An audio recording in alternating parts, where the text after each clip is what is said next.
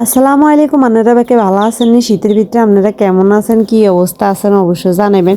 শীতের মধ্যে এত বেশি বেশি কিনলে বিয়ে হয় হেডও আর একটু জানাই না, আসলে জানি না। আজ যা লই আইসি আমরা হলুদের একটা কেক। আর আগে কোনোদিন হলুদের কেকের অর্ডার আইয়ে ন আইলো এরকম থিমের আইয়ে ন আরই। তো দেখলাম যে মাশাল্লাহ এই থিমের কেকটা অনেক ভাইরাল দেই কে বানাইছে, প্রফেশনাল যে তারা আছে কেক বেকার আর তারা কে বানাইছে।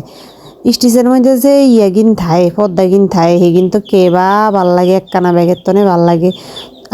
দিদি দিছি মনে করেন স্টিচের পদ্মা কিরমু আর ইয়ানো দিছি কিরিম দি পদ্মা। আমি মনে করছি যে গোলাপি কালার বেশ দিলে বেশি ভালো হইতো। আপনারা অবশ্যই জানেন যে বেশি গাঢ় গোলাপি হইলে ভালো হইতো ননি।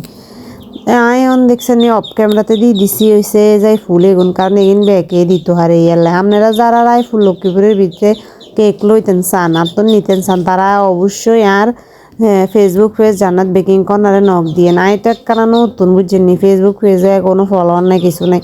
আপনারা জানেন কিরম হয়েছে, ভালো থাকেন।